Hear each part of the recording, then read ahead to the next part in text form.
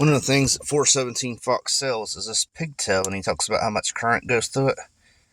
Look how melted that is.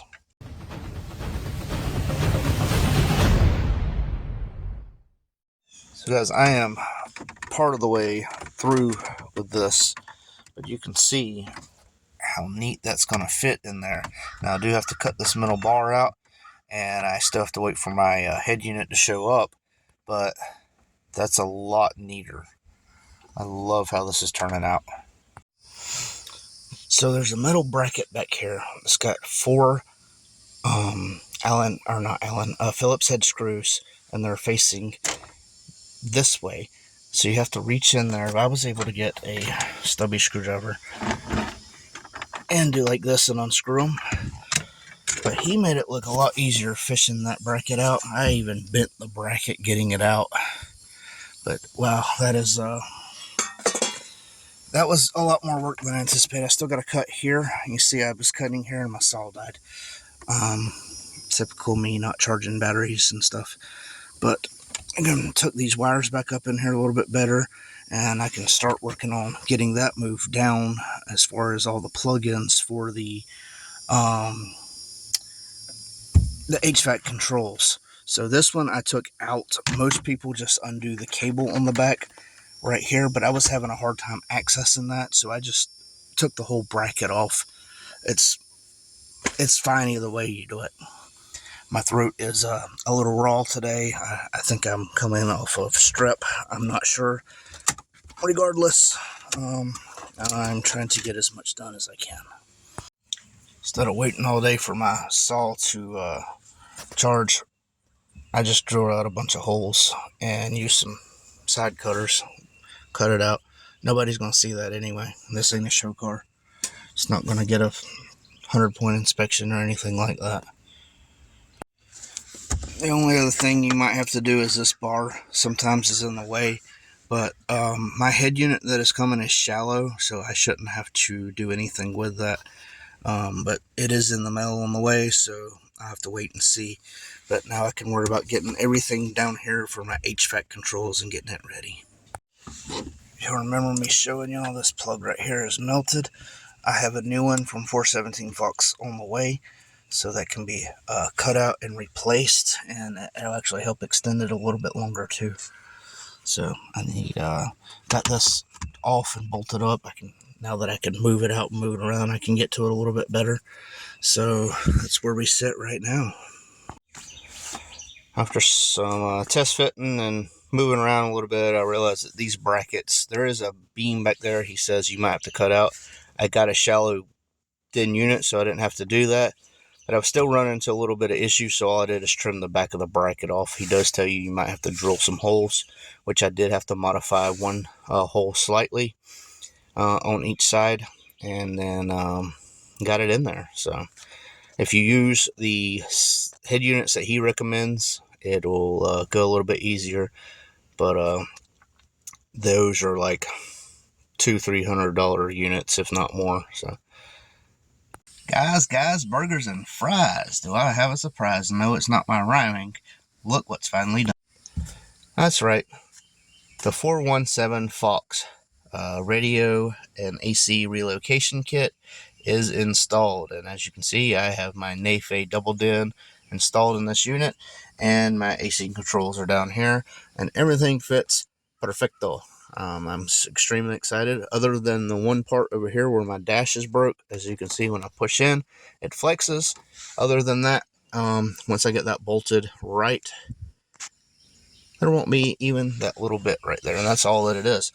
I can get the jump drive in. There's plenty of room everywhere around. I still got the cover on the head unit there, but man, loving how clean that looks.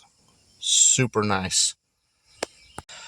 The two things that was really aggravating to me, let me get this key out real quick, because, well, you could barely hear the beep. I could still hear the beep, and it was driving me insane. So there's the way he's got the screws to line up, he has to have a spacer, and I understand that, and I understand there's not a lot of ways around it. But with my patience, them screws with the spacers, even with the tape on it, was the bane of my install. Every time I had to make an adjustment or something, they would fall out. What I ended up doing is pretty much cutting the back of the bracket off because it's set too far back. I was under the impression, and it's probably just me not listening close enough, that if you had a shallow unit, you wouldn't have to cut that bar out, but the bracket still hit the bar all the way back, and I was getting kind of a weird, where it kind of cocked to the side a little bit. So I just trimmed the ears off the bracket. I didn't need all that anyway. So now everything sits how it needs to. Everything's in here. And the Velcro and stuff, you can't even tell. I mean, it looks like it's mounted how it's supposed to be.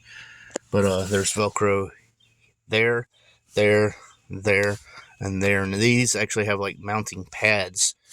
And yeah, I'm extremely satisfied with it. It was more involved than I thought, but I had watched the videos, and it was just one of them things where everything that could go wrong in my install did go wrong.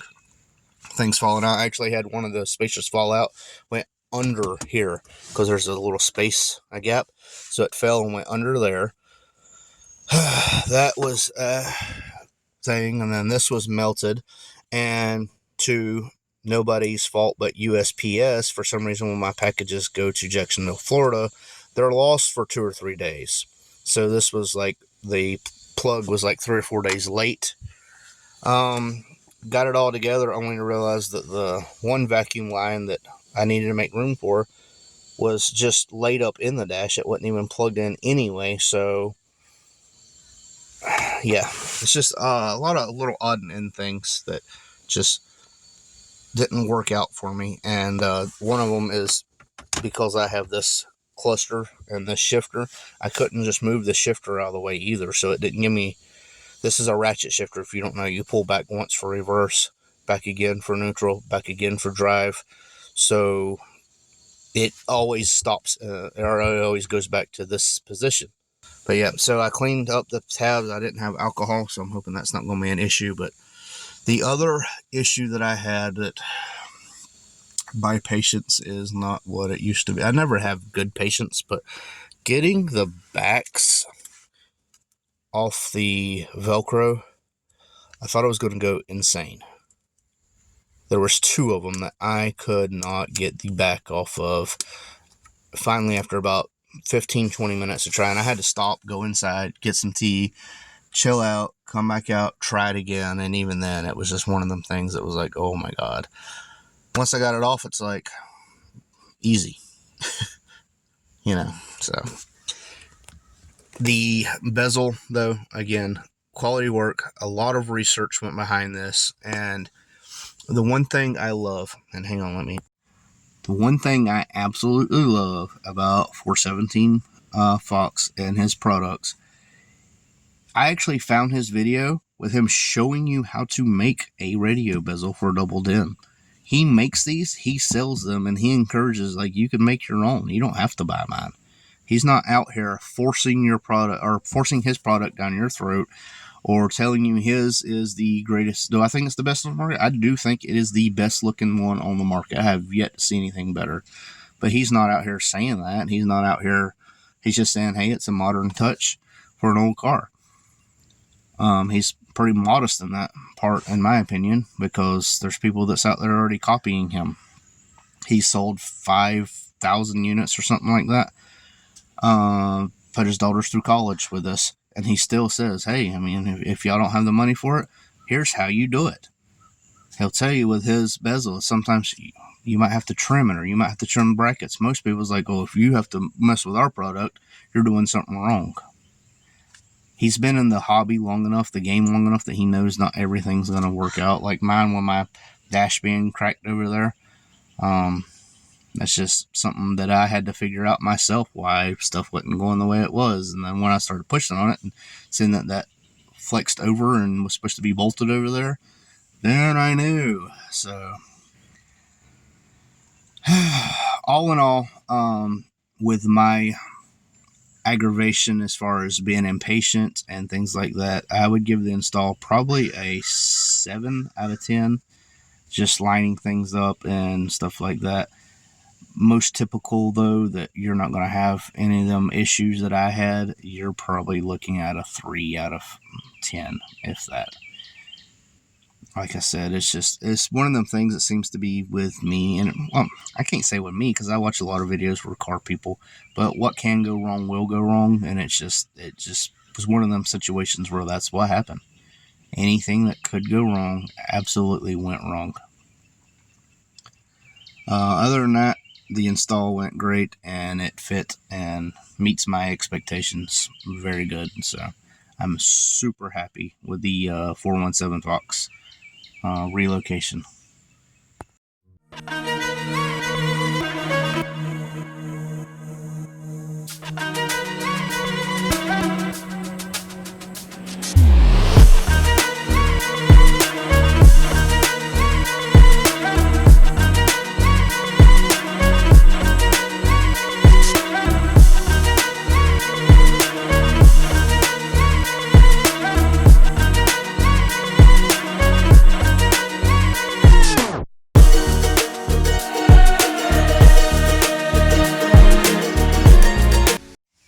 You like how that turned out?